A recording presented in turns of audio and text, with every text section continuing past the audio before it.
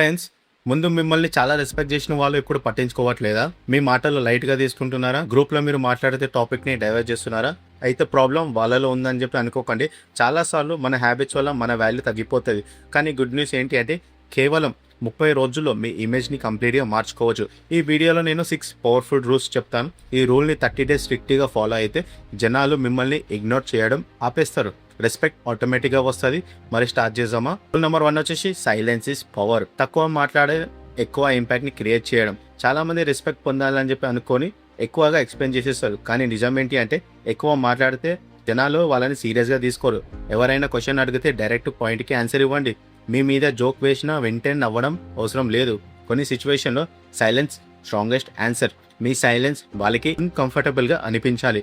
అప్పుడు మీ వర్డ్స్కి వెయిట్ వస్తుంది. రూల్ నెంబర్ 2 వచ్చేసి learn to say no. No చెప్పడం నేర్చుకోండి.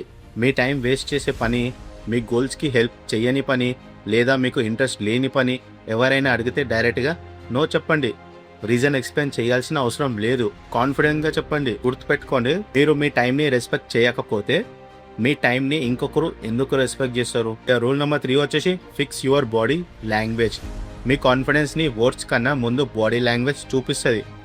అందుకే 3 థింగ్స్ని ప్రాక్టీస్ చేయండి. ఫస్ట్ వచ్చేసి హెడ్ అప్ అండ్ షోల్డర్ స్ట్రైట్గా. ఓకే.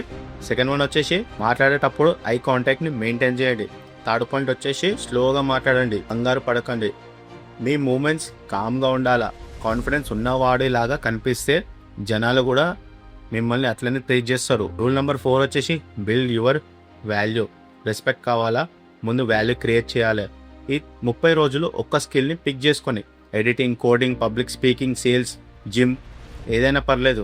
డైలీ మినిమం 1 గంట అయినా సరే ఆ స్కిల్ పైన టైంని స్పెండ్ చేయండి. ఇన్స్టాగ్రామ్ స్క్రోల్ తగ్గించండి. సెల్ఫ్ డెవలప్మెంట్ పెంచండి. మీ దగ్గర వాల్యుబుల్ స్కిల్స్ ఉంటే మీ మాటకి ఆటోమేటిక్గా వాల్యూ వస్తుంది. రూల్ నెంబర్ 5 వచ్చేసి క్లీన్ యువర్ సర్కిల్. మీ చుట్టూ ఉన్న ఎన్విరాన్మెంట్ కూడా చాలా ఇంపార్టెంట్. నెగటివ్గా మాట్లాడే వాళ్ళు, మీ డ్రీమ్స్ని హేళన చేసేవాళ్ళు, మీ టైం వేస్ట్ చేసే వాళ్ళని డిస్టెన్స్లో పెట్టండి. బ్లాక్ చేయమని చెప్తలేదు, కానీ బౌండరీస్ని క్రియేట్ చేసుకోండి.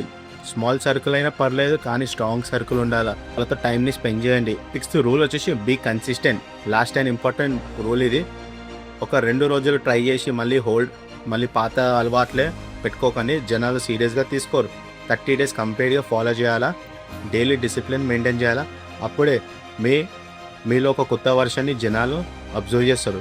కన్సిస్టెన్సీ లేకపోతే రిజల్ట్ రాదు. మనకి కన్సిస్టెంట్గా ఉంటేనే రెస్పెక్ట్ వస్తుంది. ఫ్రెండ్స్, రెస్పెక్ట్ని అడుక్కోవడం కాదు, క్రియేట్ చేసుకోవాలా. జనాలు మారారు, మీరు మారాలా.